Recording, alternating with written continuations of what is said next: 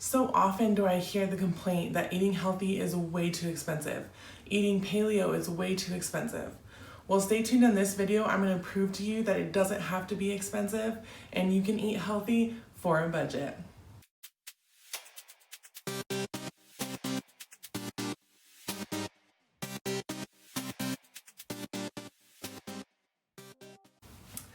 Hey, what's up and welcome back to my channel. My name is Kayla and I'm on a self-improvement journey which starts with me losing 169 pounds. In this video, I wanted to tackle those complaints that say eating healthy is too expensive. I proved them wrong by doing a 1-week healthy eating grocery haul for $50. So stay tuned to see what I got, and I want to say everything in this video is paleo, although it is a little bit relaxed. I'm going to coin the term relaxed paleo because paleo really wants you to do all grass-fed, all organic stuff. But in my opinion, you're still going to be eating way healthier by just eating fruits and vegetables and lean meats, regardless if they're organic or not. So in this video, I just show you healthy food that mostly fits within the paleo diet for under $50. So here it is.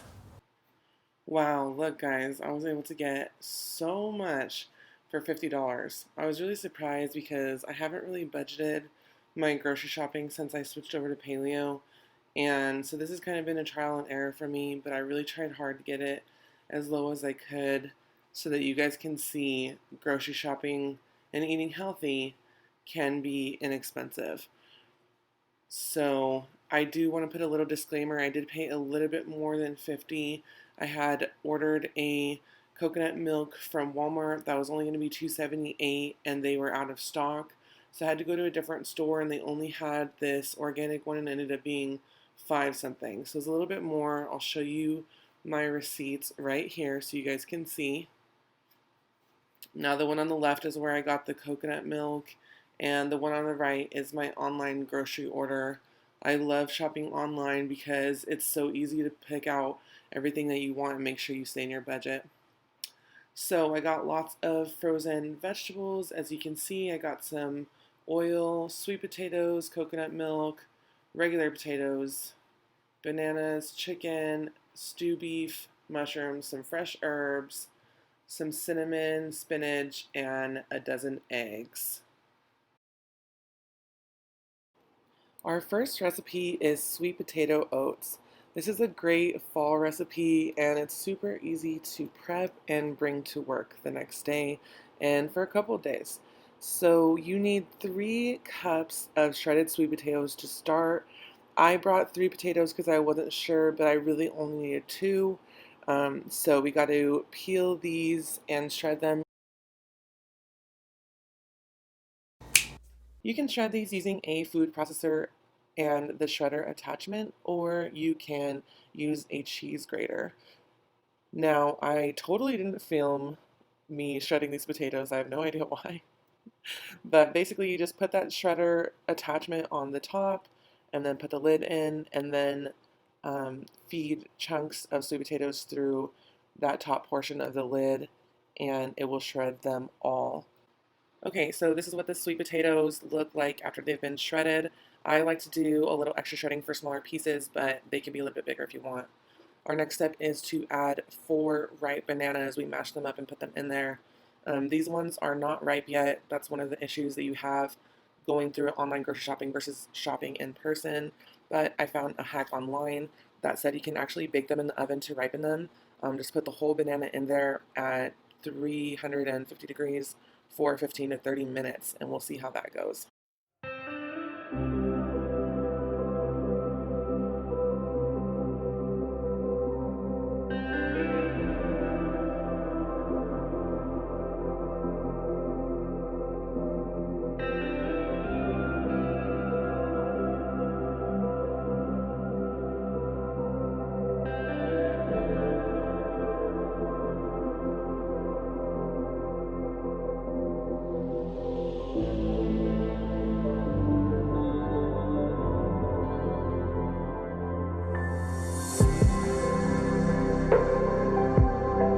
Okay guys, so this made 4 servings. I separated it into containers so it's easy to just grab and go on the day of. Also on the day of, go ahead and top it with whatever you like. In the weekly budget, I got 2 bananas so we can do half a sliced banana, and I also put a little bit of extra cinnamon. But if you guys have more stuff around the house, by all means go ahead and put it in. You can put in nutmeg or nut butter, cocoa powder, nuts, anything you want. You could sweeten it up with honey or maple syrup. It's kind of your choice at this point. I didn't add any of that extra stuff because I was really trying to keep the budget low, but if you already have it at home, it won't be any extra. For my next 3 breakfasts, I chose to do a scrambled egg and potatoes as hash browns. So I did half a regular potato cubed. I did a handful of mushrooms, a handful of spinach, 2 eggs, and I cooked that all with our oil. This was what I did for each meal. Only 2 days are carb cycle days, so that's when you get the regular potato. But the third day, I used half of a sweet potato and did a sweet potato hash brown.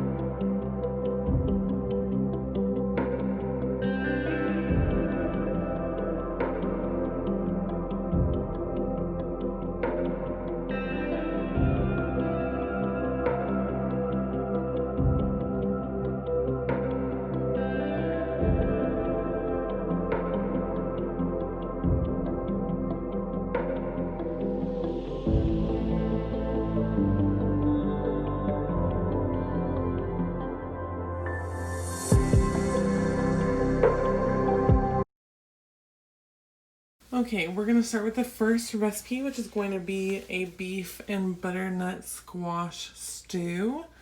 So, perfect fall recipe, also perfect for a food prep, very easy to reheat. So, we're going to put the stove on medium heat, add some of our oil to the pan. I'm just going to put a little drizzle.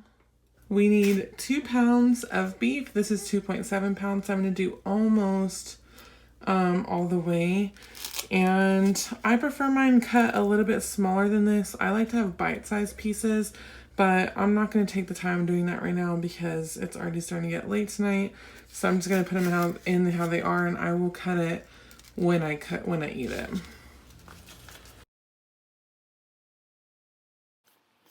Once the meat is completely browned, then we're going to add 32 ounces of water. The recipe originally calls for beef broth, but that was an additional cost on our budget. And in the grocery store, beef broth is not paleo friendly. It does include sugar.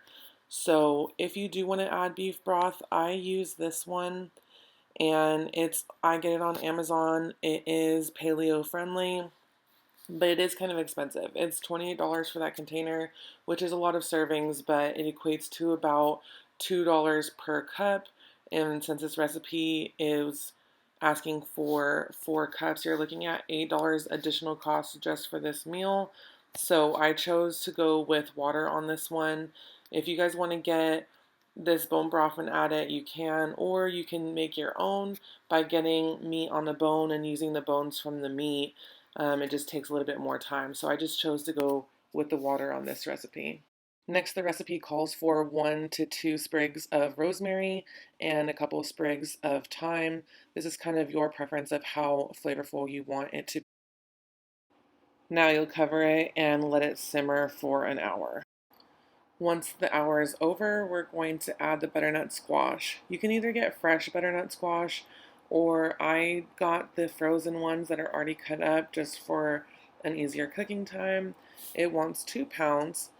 These bags that I purchased were 10 ounces each, so I put in about 2.5 bags. We're going to cover it again and then cook it for 30 minutes. This recipe says it makes 8 servings, but I wanted to make sure I had enough, so I separated it into 4 containers. It was actually a little bit too much. Some of the days I ate the whole container, but a couple days I didn't quite finish it, and I had some leftovers for the end of the week. For my next 3 lunches, I made these little protein boxes. For my carb cycle day, I did a regular potato, and for my other 2 days, I did a sweet potato, 2 boiled eggs, and some of my frozen veggies. These were great for a light lunch and really were able to hold me off till dinner. Okay, so for 4 of my dinners, I'm going to make these chicken thighs. Chicken thighs are a really great thing to eat, especially for food prep, because the meat stays really moist and it doesn't dry out like chicken breast. So for these, you want to pat them dry and then season them so the seasoning really sticks on them and makes them kind of like a crusty outer shell. And we also want to oil the pan. You can use a spray oil if you have it.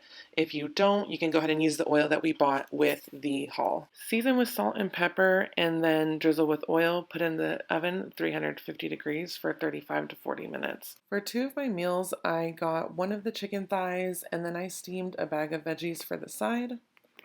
For a second meal, I cut up a sweet potato and threw it in my air fryer to make sweet potato fries with one of the thighs. And my final meal was a carb cycle day. I cut up a potato and roasted that in the oven with a chicken thigh. For my next 3 dinners, I did salads. I had leftover spinach and mushrooms, and I had that leftover stew meat. The meat was only enough to do 2 salads with this much. So the third day, I just did a side salad and I ate leftovers from my other meals with the side salad. For seasoning, I put pepper on it and then I used some olive oil as the dressing. So that's all the meals that I was able to do on my $50 budget.